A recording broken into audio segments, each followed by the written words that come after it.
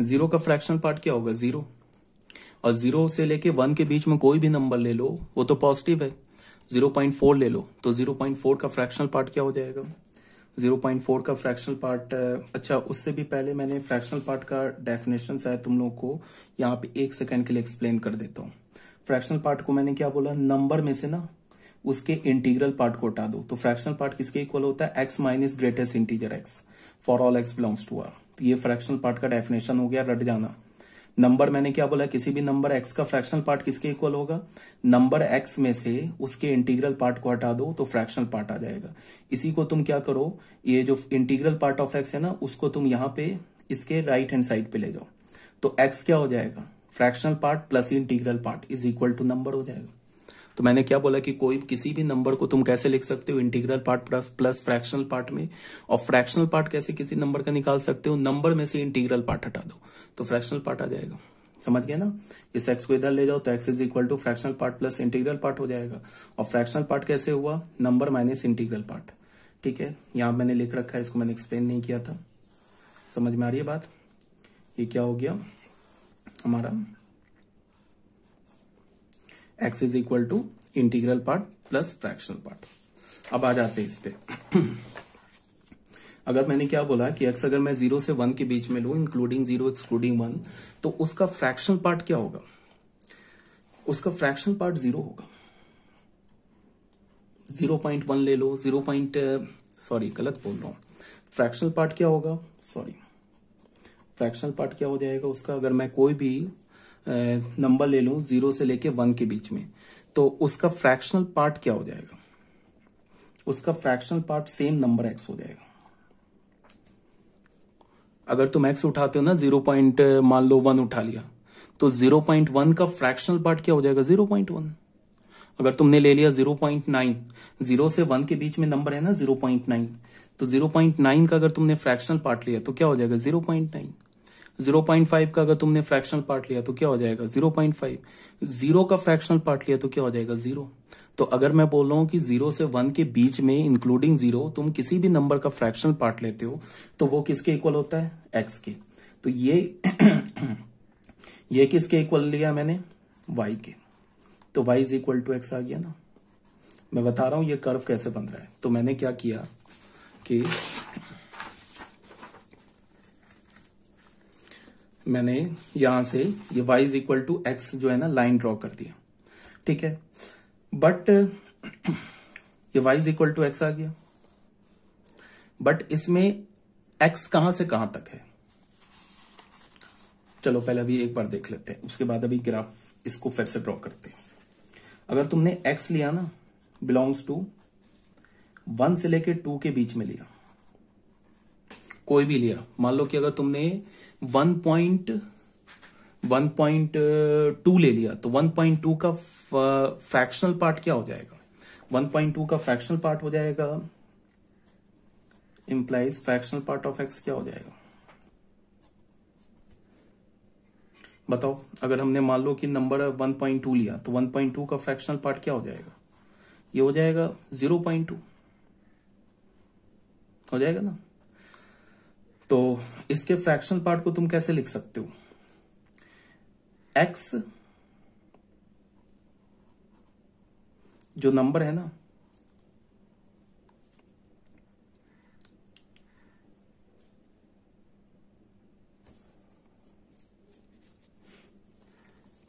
x में से अगर तुम -1 सब्ट्रैक्ट कर दो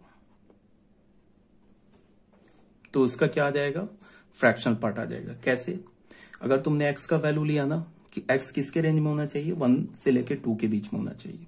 अगर तुमने x का वैल्यू ले लिया, मान लो 1.2 ले लिया, तो 1.2 का फ्रैक्शनल पार्ट क्या होगा, 1.2 का फ्रैक्शनल पार्ट x क्या है 1.2 में से 1 हटा दो तो उसका आ गया ना 0.2 फ्रैक्शनल पार्ट, ठीक है। अगर तुमने ले लिया 1.5 तो 1.5 का फ्रैक्शनल पार्ट क्या होगा, 1.5 में से 1 हटा दो तो ये आ जाएगा ना 0.5 फ्रैक्शनल पार्ट आ गया। समझ रहे हो बात को। तो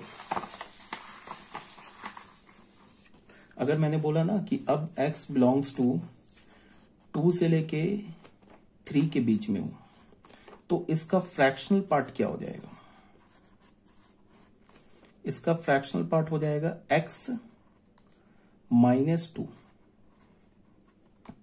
ठीक है, x -2 हो जाएगा। कोई भी ले लो, मान लो कि अगर हमने 2 और 3 के बीच में मान लो 2 ही ले लिया, तो 2 का फ्रैक्शनल पार्ट क्या हो जाएगा? 2 -2 0। 2 को लिख सकते हैं ना 2.0, तो फ्रैक्शनल पार्ट क्या हो गया? 0। अगर तुमने इस नंबर के बीच में मान लो 2.3 ले लिया, तो 2.3 का फ्रैक्शनल पार्ट क्या हो जाएगा? 2 माइनस x का वैल्यू 2.3 -2, तो देखो 0.3 आ गया। समझ रहे हो बात को? तो इसका क्या मतलब हो जाएगा कि अगर तुमने x का वैल्यू 2 से 3 के बीच में लिया, तो उसका जो फ्रैक्शनल पार्ट हो जाएगा वो x -2 हो जाएगा। एक और, x का वैल्यू अगर तुमने 3 से 4 के बीच में लिया, तो यहां से हमें क्या पता चलेगा कि उसका जो फ्रैक्शनल पार्ट ऑफ x होगा वो क्या होगा?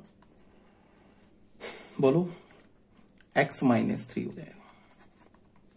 ठीक है, क्या हो जाएगा? x -3। कोई एग्जांपल ले लो, मान लो 3.9 ले लिया, इसका फ्रैक्शनल पार्ट ले, इसका फ्रैक्शनल पार्ट क्या होगा? 0.9।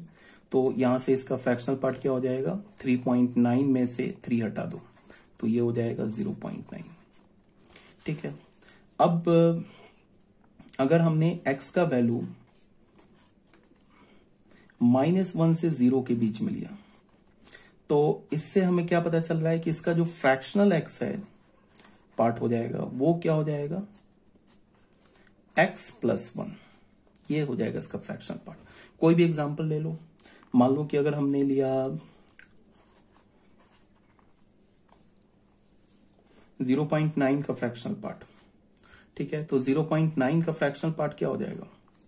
x क्या हमारा? 0.9। ठीक है, -0.9 कर लिया, तो क्या x हमारा? -0.9 + 1 कर दिया, तो ये क्या हो गया? 0.1। ये आ गया इसका फ्रैक्शनल पार्ट। अगर मान लो हमने x का वैल्यू ले लिया -0.5, ये लाई कर रहा है ना -1 से 0 के बीच में, तो इसका फ्रैक्शनल पार्ट क्या बोला? x + 1। तो x क्या हमारा? -0.5 + 1 कर दिया, तो क्या हो गया? 0.5 आ गया इसका फ्रैक्शनल पार्ट। अगर मैंने x का वैल्यू -2 से लेके -1 के बीच में लिया, तो यहां से हमें क्या पता चलेगा कि इसका जो फ्रैक्शनल पार्ट ऑफ x हो जाएगा वो किसके इक्वल होगा? x + 2 के इक्वल होगा। मीन्स क्या है कि अगर तुमने x = ले लिया, मान लो -1.6 ले लिया, ये -1.6 इसके बीच में लाई करता है, तो यहां से फ्रैक्शनल पार्ट ऑफ x का क्या हो जाएगा? -1.6 + 2 क्या हो जाएगा? 0.4। ये ऑलरेडी बता रखा है ना मैंने कि अभी निगेटिव नंबर में तुम फ्रैक्शनल पार्ट कैसे निकालते हो, निगेटिव नंबर का फ्रैक्शनल पार्ट कैसे निकालते हो। और अब अगर फॉर्मूले से देखो फ्रैक्शनल पार्ट निकालते हैं निगेटिव नंबर का, क्या होता है? फॉर्मूला हमारा x - ग्रेटेस्ट इंटीजर x होता है। ये फॉर्मूला यहाँ पे है ना, लिखवाया मैंने, फॉर्मूला लिखवाया ना, x - ग्रेटेस्ट इंटीजर x। तो x का वैल्यू क्या है? x का वैल्यू है -1.6 माइनस ग्रेटेस्ट इंटीजर ऑफ -1.6, तो ये तो हो गया -1.6। ये -1.6 का ग्रेटेस्ट इंटीजर क्या हो जाएगा? 2 हो जाएगा। इसका तो क्या हो जाएगा? -2। तो ये आ गया ना हमारा -1.6 + 2, ये 0.4 हो गया। और ये मैंने ऑलरेडी अभी बता रखा है कि अगर कोई भी निगेटिव नंबर है तो उसके निगेटिव नंबर का फ्रैक्शनल पार्ट कैसे निकालते हो? जो डेसिमल के बाद लिखा हुआ है ना उसको 1 से सब्ट्रैक्ट कर दो। अगर ये +1.6 होता ना तो फ्रैक्शनल पार्ट सीधे डेसिमल के बाद जो नंबर लिखा होता वो आ जाता। अगर ये निगेटिव है तो इसका फ्रैक्शनल पार्ट कैसे निकालोगे? जो डेसिमल के बाद लिखा है ना 0.6, ठीक है, उसको 1 से सब्ट्रैक्ट कर दो, तो 1 - 0.6 0.4 आ जाएगा। तो कहने का क्या मतलब है, ये सब समझाने का ये मतलब हुआ कि अगर हमारा x बिलोंग कर रहा है, बात को अब ध्यान से देखो, 0 से 1 के बीच में, ग्राफ कैसे आ रहा है वो बता रहा हूं। तो ये इंप्लाई क्या कर रहा है कि फ्रैक्शनल ऑफ x, जिसको हम y बोलते हैं, ये किसके इक्वल होगा? x के इक्वल होगा। अगर x हमारा बिलोंग कर रहा है 1 से लेके 2 के बीच में, तो फ्रैक्शनल पार्ट ऑफ x, जिसको हम y बोलते हैं, ये किसके इक्वल होगा?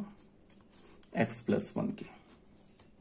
x माइनस 1 के, सॉरी, अगर x हमारा बिलोंग कर रहा है 2 से लेके 3 के बीच में, तो यहां से फ्रैक्शनल पार्ट ऑफ x किसके इक्वल होगा, जिसको हम y बोलते हैं, ये x माइनस 2 के। अगर x बिलोंग कर रहा है 3 से लेके 4 के बीच में, तो फ्रैक्शनल पार्ट ऑफ x किसके इक्वल होगा, जिसको y बोलते हैं x minus 3 and so on. ये तो पॉजिटिव नंबर के लिए ऐसे आ गया। अब अगर मैं बोल रहा हूँ x बिलोंग कर रहा है -1 से लेके 0 के बीच में, तो इसका जो फ्रैक्शनल पार्ट होगा वो क्या हो जाएगा, y is equal to x plus 1। अगर x बिलोंग कर रहा है -2 से लेके -1 के बीच में, तो इसका जो फ्रैक्शनल पार्ट ऑफ x होगा ना, जिसको हम y बोलते हैं, ये क्या हो जाएगा, x प्लस 2। अगर x बिलोंग कर रहा है -3 से -2 के बीच में, तो इसका जो फ्रैक्शनल पार्ट ऑफ x हो जाएगा, ये क्या हो जाएगा, x प्लस 3। ठीक है, अब आते हैं ग्राफ पे। देखो ग्राफ कैसे आ रहा है इसका, फ्रैक्शनल पार्ट ऑफ x का, वो बता रहा हूं मैं तुम्हें। देखो ये स्ट्रेट लाइन ड्रॉ करो पहले, y is equal to x draw करो, y is equal to x minus 1 draw करो, y इज इक्वल टू, ये सब स्ट्रेट लाइन ड्रॉ कर लो पहले। ये सारे है ना, ये सब तो स्ट्रेट लाइन, इसको ड्रॉ करो। तो ये लाइन हमारा हो गया, ये तो आइडेंटिटी फंक्शन है, y is equal to x, हमने ड्रॉ कर लिया। ठीक है, अब जो होगा ना, ये y is equal to x minus 1, ये ऐसे लाइन ड्रॉ होगा। Sorry, y is equal to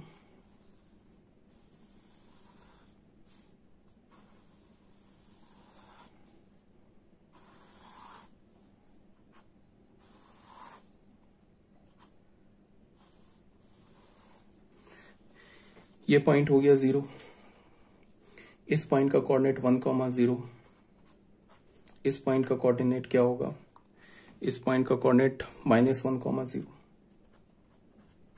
देख लो ये लाइन किसका हो गया हमारा, y is equal to x minus 1 का। देख लो ये दोनों सेटिस्फाई कर रहा है। तुम देखो x की जगह 1 डालो तो y 0 आ जाएगा, x की जगह तुम ना -1 डालो, x की जगह x की जगह 0 डालो, ये y कोऑर्डिनेट पे ना, x की जगह 0 डालो तो y is equal to -1, satisfy कर गया। तो ये लाइन की इक्वेशन आ गई। ये लाइन की इक्वेशन क्या हो गई, y is equal to x. ये हमारा पॉइंट क्या है, 2,0, और ये पॉइंट क्या है, -2, मैं गलत लिख रहा हूं यार, कैसा ब्लंडर लिख रहा हूं, 0,-1 पॉइंट है ये पॉइंट हो गया 0,-2, दिख रहा है वो विजिबल है। ये पॉइंट लिखा है 0,-2। चलो इसको ना मैं थोड़ा फेयर में बनाता हूं, तो तुम लोग कंफ्यूज होते हो ज्यादा।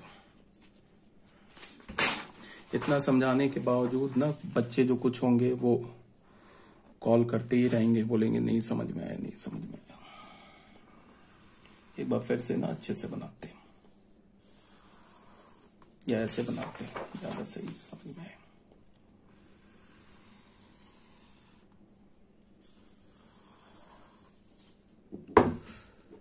सॉरी, ठीक है।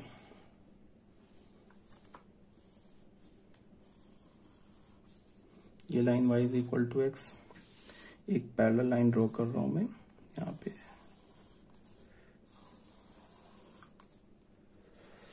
विजिबल है ना,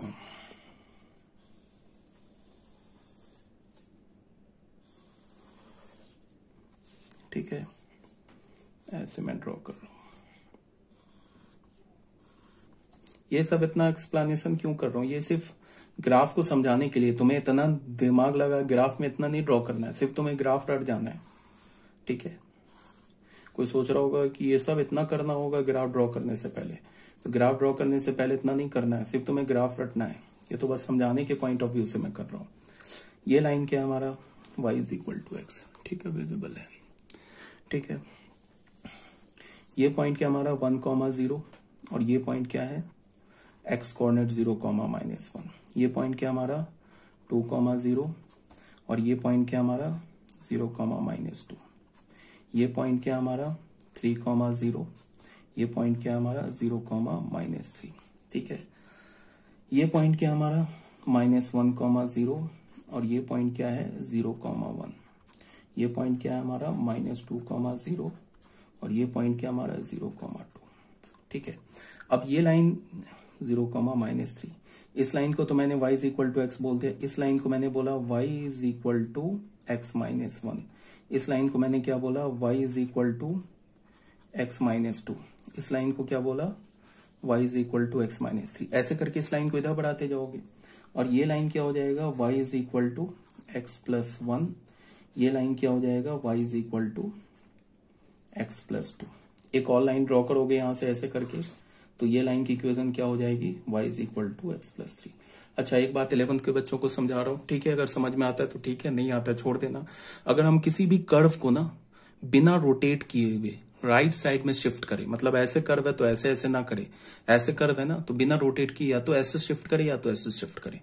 ठीक है, राइट साइड में जितने यूनिट शिफ्ट करेंगे ना, एक्स में अगर राइट साइड में शिफ्ट करेंगे, मान लो 2 यूनिट राइट साइड में, तो एक्स में ना जो x है ना फंक्शन का जो y है उसमें 2 सब्ट्रैक्ट हो जाएगा। बात को सुनो ध्यान से, अगर हम किसी कर्व को ऐसे है ना ऐसे राइट साइड में ऐसे शिफ्ट करूं, ठीक है, तो जो y है ना y उसमें अगर 1 यूनिट शिफ्ट करूंगा तो 1 सब्ट्रैक्ट हो जाएगा, 2 यूनिट अगर शिफ्ट करूंगा तो 2 सब्ट्रैक्ट हो जाएगा, 3 यूनिट शिफ्ट करूंगा राइट साइड तो 3 सब्ट्रैक्ट हो जाएगा। अगर मैं कर्व को ना ऐसे उठा के 1 यूनिट लेफ्ट साइड शिफ्ट कर दूं तो 1 ऐड हो जाएगा, 2 यूनिट लेफ्ट साइड शिफ्ट कर दूं तो 2 ऐड हो जाएगा। अब तुम ऐसे इसको भी समझो, ये लाइन है ना हमारा y = x, इसको मैंने क्या किया, ऐसे था, ये लाइन ऐसे था, इसको मैंने एग्जैक्टली ऐसे लाके ऐसे कुछ घुमाया, ऐसे वैसे नहीं किया है, इस लाइन को ऐसे शिफ्ट करके यहां पे ला दिया, 1 यूनिट शिफ्ट कर दिया ना, तो y = x में y में 1 ऐड हो गया, सॉरी 1 सब्ट्रैक्ट हो गया, तो y किसके इक्वल हो गया x - 1 के। फिर इस लाइन को फिर समझो हमने 2 यूनिट आगे कर दिया तो x - 2 हो गया, फिर क्या हो गया x - 3 हो गया, इसको हमने इधर शिफ्ट कर दिया। किसी भी कर्व के लिए, दुनिया के किसी भी कर्व के लिए वैलिड है ये, ठीक है। अगर y = हमारे पास fx कर्व है, ठीक है, y = हमारे पास fx कर्व है, अगर मैंने y = fx कर्व को अल्फा यूनिट राइट साइड में शिफ्ट कर दिया तो फिर हमारा जो नया कर्व का इक्वेशन क्या हो जाएगा y = fx - अल्फा। ठीक है, अगर हमने अल्फा यूनिट लेफ्ट साइड में शिफ्ट कर दिया तो y = क्या हो जाएगा fx + अल्फा। तो यहां पे मैं क्या बोल रहा हूं, यहां पे मैं ये बता रहा हूं कि हमारा कर्व है ना, इसको मैंने 1 यूनिट राइट साइड में शिफ्ट किया तो ये हमारा क्या y = x कर्व है तो माइनस ऐड हो गया। एक तो तुम ऐसे भी याद कर सकते हो, इसको लेफ्ट साइड में शिफ्ट किया तो +1। ये कहां से आ गया, क्यों हो गया, 12th क्लास के बच्चे जानते हैं, ये ट्रांसफॉर्मेशन ऑफ कर्व से आता है। 11th क्लास के बच्चों को ऐसे समझा रहा हूं, अगर नहीं समझ में आया क्या बोला मारो गोली। तुम तो ऐसे याद रखो कि इस लाइन के इस दोनों कोऑर्डिनेट को यहां डालो, ये सेटिस्फाई कर जाएगा, इस दोनों कोऑर्डिनेट को यहां डालो, इसको सेटिस्फाई कर जाएगा। डाल के देख लो, x का वैल्यू 2 डालो y 0 आ गया, देख लो y 0, x का वैल्यू -0 डालो y -2 आ गया, यहाँ पे x का वैल्यू 3 डालो y 0 आ गया, और x का वैल्यू तुम 0 डालो तो y -3 आ गया। इसी तरह से सेटिस्फाई कर जाएगा। ये तो बात हो गई सही। तो अभी तक हमें ये कहां से मिला, हमें यहां से हमें मिला, हमने क्या किया, इन सारे कर्व को ड्रॉ कर लिया, इन सारे कर्व को ड्रॉ कर लिया, ये सारे कर्व को हमने ड्रॉ कर लिया। अब क्या है कि ये कर्व कहां से कहां तक वैलिड है, ये देखो, ये कर्व जो है ना x के, ये कर्व कहां से कहां तक वैलिड है, इस डोमेन के लिए वैलिड है, सिर्फ x 0 से लेके 1 के बीच के लिए वैलिड है। तो ये जो y = x कर्व है ना, ये 0 से लेके 1 के बीच के लिए वैलिड है, तो 0 और 1 के क्रॉसपॉन्डिंग जाएंगे ना तो इस कर्व पे यहां पे होल लगा देंगे ऐसे। ये कर्व जो है एक्चुअल में थोड़ी सी मिस्टेक हो गया, ये नहीं हो रहा है, ये पॉइंट जो है ना थोड़ा गड़बड़ बन गया, ये पॉइंट को एग्जैक्टली यहां पे आना चाहिए था।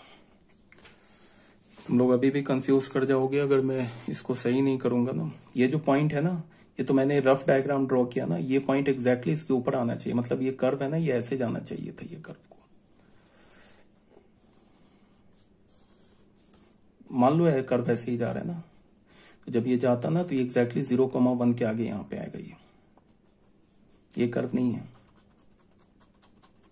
समझ नहीं, ये मैंने रफ डायग्राम ड्रॉ किया ना, तो ये कर्व ऐसे जा रहा है, समझ गया बात को, ये नहीं है, ये वाला पॉइंट है। ठीक है, तो ये x कहां से कहां तक, 0 और 1 के लिए वैलिड, 1 के लिए नहीं वैलिड है, तो 1 के क्रॉसपॉन्डिंग जो कर्व है ना, ये जो कर्व है ना y is equal to x, इस पर हमने 1 के क्रॉसपॉन्डिंग जो y का वैल्यू मिल रहा है उस पर होल लगा दिया। इसका मतलब 0 से 1 के बीच में ये कर्व आया, सिर्फ ये होल आया। ठीक है, अब ये वाला जो कर्व है ना, ये वाला जो कर्व है y is equal to x minus 1, ये कहां से कहां तक वैलिड है, 1 से लेकर 2 तक। तो 1 पे ये लाइन पे चलेंगे, 2 पे एग्जैक्टली आ रहा है, यहां पे फिर गड़बड़ हो रहा है। कोई बात नहीं है, गड़बड़ हो रहा है तो उसका इलाज है मेरे पास। डायग्राम ड्रॉ कर रहा हूं मैं, सॉरी 3 बार ड्रॉ करना पड़ेगा। एक काम करता हूं ना, मैं ऐसे ही पहले ड्रॉ कर देता हूँ, ये ज्यादा सही रहेगा। ये लाइन को ड्रॉ कर देता हूँ।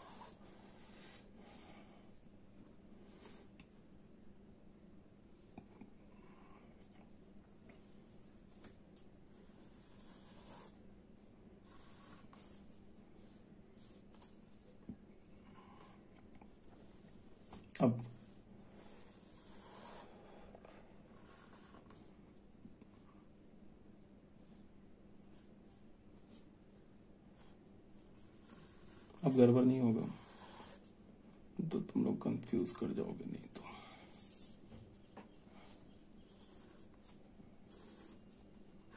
अब कोई गड़बड़ नहीं होगा।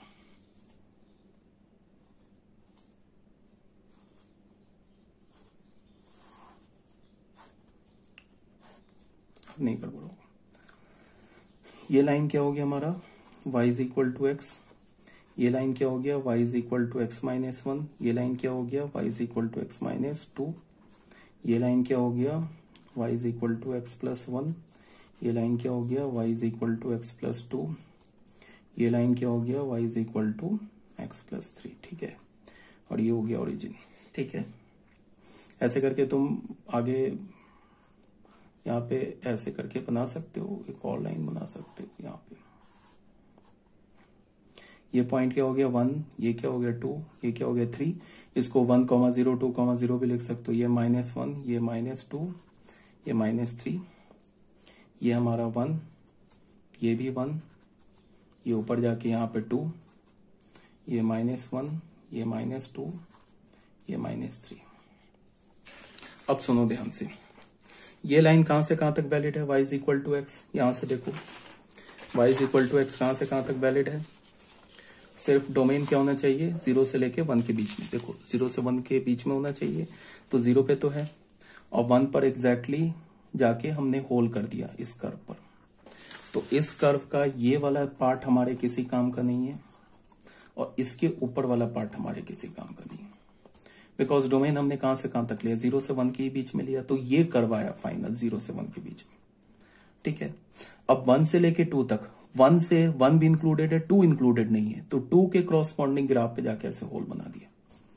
ठीक है, बिकॉज 2, अगर x का वैल्यू 2 लोगे तो y का वैल्यू ये पॉइंट नहीं ले सकते हो, बिकॉज 2 1 से लेके 2 पर ये ग्राफ नहीं है ना। ये ग्राफ किसका, y is equal to x minus 1 का है ना, तो इस पे 2 पे तो वैलिड नहीं है ना ये, तो हमने 2 पे ऐसे होल बना दिया। तो 1 से लेके 2 तक के बीच में कर्व कहां आया, ये आया कर्व। फिर 2 से लेके 2 से लेके 3 तक कौन सा, ये वाला कर्व है, y is equal to x minus 2। तो 3 के क्रॉसपॉन्डिंग ऐसे होल बना दिया, और 2 से लेके 3 तक ये वैलिड है। तो ये कर्व ये किसी काम का नहीं है, इसके नीचे ये सब किसी काम का नहीं है, इसके ऊपर ये किसी काम का नहीं है, ये किसी काम का नहीं है, ये सब हट जाएगा। फिर 3 से लेके अगर 4 तक है ये ना, ये एग्जैक्टली यहाँ पे क्या है, ये 4 है, ये 4 पे होल आएगा ऐसे। 4 पे हमारा 3 पे, तो 3 से लेके 4 पे नहीं वैलिड है, ये 4 के क्रॉसपॉन्डिंग यहाँ होल आएगा, तो ये कर्व आ जाएगा। अब तुम देखो -1 से लेके 0 के बीच में ये वाला कर्व है, ये है ना -1 से लेके 0 के बीच में। -1 से लेके 0 के बीच में क्या, y is equal to x plus 1, इसमें 0 इंक्लूडेड नहीं है।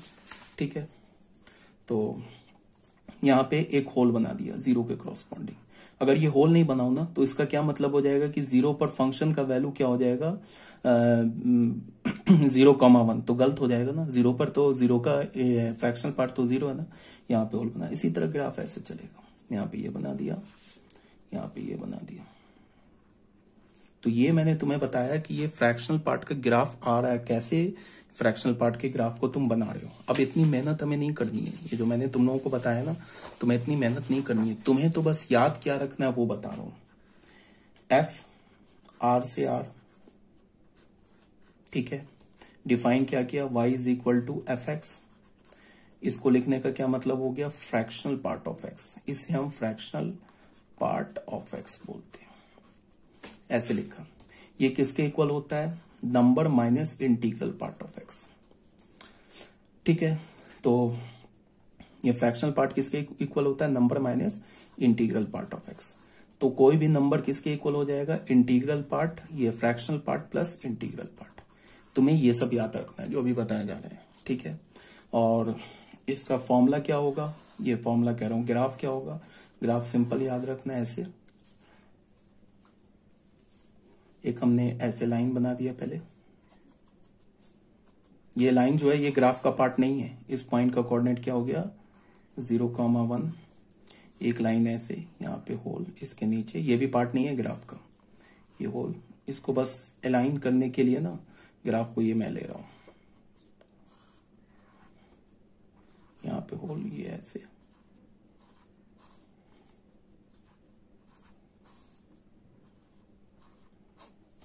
ये 0, 1, 2, 3, -1, -2, -3। अब अगर फंक्शन का डोमेन तो हमें पता चल गया, अगर रेंज फंक्शन का बता रहा हूं तो रेंज के लिए मैंने क्या बोला था कि रेंज के लिए हम लोग क्या करते हैं कि y का वैल्यू देखते हैं। एक बात बताओ, अगर तुम यहाँ पे शेडिंग लोगे, यहाँ पे अगर तुम टॉर्च जलाओ, यहाँ पे अगर तुम टॉर्च जलाओ, तो y एक्सिस पे क्या मिलेगा हमें, y एक्सिस पे 0, इस लाइन का इस y एक्सिस पे मिरर इमेज क्या मिलेगा, 0 से लेके 1 तक जाएगा, बट 1 पर कोई इमेज नहीं आएगा क्योंकि 1 पे तो होल है ना। तो रेंज क्या हो जाएगा, 0 से 1। और ऑब्वियस ही बात है, डोमेन क्या दिख रहा है हमारा, डोमेन ऑल रियल नंबर है। तो ये याद रखना है, रेंज, डोमेन, फ्रैक्शनल पार्ट किसे बोलते हैं। फिर मैंने क्या बोला कि अगर हमारे पास कोई भी पॉजिटिव नंबर है तो उस पॉजिटिव नंबर का जो फ्रैक्शनल पार्ट होता है ना, वो क्या होता है, डेसिमल के बाद। अगर कोई पॉजिटिव इंटीजर है तो पॉजिटिव इंटीजर का फ्रैक्शनल पार्ट 0 हो जाएगा। नेगेटिव इंटीजर है तो नेगेटिव इंटीजर का भी फ्रैक्शनल पार्ट क्या हो जाएगा, 0 हो जाएगा। -4 का फ्रैक्शनल पार्ट 0 हो जाएगा, 3 का फ्रैक्शनल पार्ट 0 हो जाएगा, 0 का फ्रैक्शनल और इंटीग्रल पार्ट दोनों 0 हो जाएगा। अब अगर मैं बोल रहा हूं कि कोई भी पॉजिटिव रियल नंबर है डेसिमल में, जैसे 4.2 है, तो डेसिमल के बाद जो लिखा हुआ है ना वो सीधे उसका फ्रैक्शनल पार्ट हो जाएगा, और डेसिमल से जो पहले लिखा हुआ है वो उसका इंटीग्रल पार्ट हो जाएगा। बट अगर कोई नेगेटिव में लिखा हुआ है डेसिमल में -5.2, तो अगर मैं इसका फ्रैक्शनल पार्ट बोलूं तो फ्रैक्शनल पार्ट क्या होगा, जो डेसिमल के बाद लिखा है ना उसको 1 से सब्ट्रैक्ट कर दो, तो ये हो जाएगा इसका फ्रैक्शनल पार्ट। और इंटीग्रल पार्ट क्या हो जाएगा, -5 से पहले क्या होता है, -6 ही हो जाएगा। अब देख लो, -6 integral part plus fractional part मिलके क्या हो जाएगा, नंबर -5.2। तो बस तुम्हें इतना ही बात को याद रखना है, फाइनल, फुल एंड फाइनल यहाँ याद रखना है। ये सब जो मैंने एक्सप्लेनेशन दिया, ये ग्राफ कैसे आ रहा है, कैसे बन रहा है, वो सब बताया, ठीक है। तो फ्रैक्शनल पार्ट भी क्लियर हो गया होगा ठीक है। अब बच्चों आ जाओ सिग्नम फंक्शन में। सिग्नम फंक्शन, जैसे मैंने पहले बोला है कि जितने भी फंक्शन पढ़ा रहा हूं ये सारे फंक्शन इंपॉर्टेंट है। सिग्नम फंक्शन क्या होता है, ये देखो,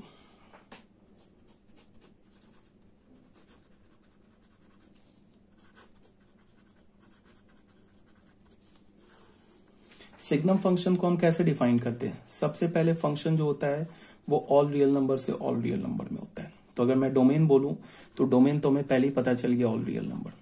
अब सिग्नम फंक्शन को हम डिफाइन कैसे करते हैं, हमने क्या बोला, mod x अपॉन x कब होगा, when x is not equals to 0, 0 when x is equal to 0। ये होता है सिग्नम फंक्शन। सिग्नम फंक्शन जो होता है ना, एक्चुअल पीस वाइज फंक्शन होता है। पीस वाइज फंक्शन बोलने का मतलब क्या हो गया, डोमेन के डिफरेंट वैल्यू के लिए y का डिफरेंट वैल्यू मिलेगा, ठीक है। और डोमेन के डिफरेंट मतलब डोमेन के 1 सेट ऑफ वैल्यू के लिए y का 1 सेट ऑफ वैल्यू आएगा। मतलब क्या है कि जब x 0 नहीं है, रियल नंबर से 0 को हटा दो तो y किसके इक्वल है, mod x अपॉन x के इक्वल है। और अगर x का वैल्यू 0 लिया सिर्फ एक पॉइंट पर, जब डोमेन में 0 आ रहा है ना, तो x का वैल्यू 0 लिया तो फिर y का वैल्यू क्या आएगा, 0 होगा। अब कुछ बच्चे कंफ्यूज इसमें क्या कर जाते हैं कि ये बोलेंगे कि ऐसा कैसे होगा, x का वैल्यू 0 लेंगे और यहां पे डालेंगे तो ये तो 0/0 आ जाएगा, तो 0/0 तो नॉट डिफाइंड होता है। तो मैं कहां बोल रहा हूं कि x के वैल्यू को तुम इधर डालो, ये तो मना कर रहा है ना कि x 0 नहीं है। अगर x 0 नहीं है तो ये ले लो, और x का वैल्यू अगर 0 है तो फिर y को अलग से डिफाइन कर दिया, y को 0 बोल दिया। अगर x 0 नहीं है, 0 को छोड़ के कोई भी रियल नंबर है, चाहे वो रैशनल हो, इरेशनल हो, इंटीजर हो, होल हो, कोई भी नंबर हो 0 को छोड़ के, तो उसका y क्या होगा, मॉड x अपॉन x। अगर x 0 के इक्वल होगा तो फिर y किसके इक्वल होगा, 0 के इक्वल होगा। ये तो ये बोल रहा है ना।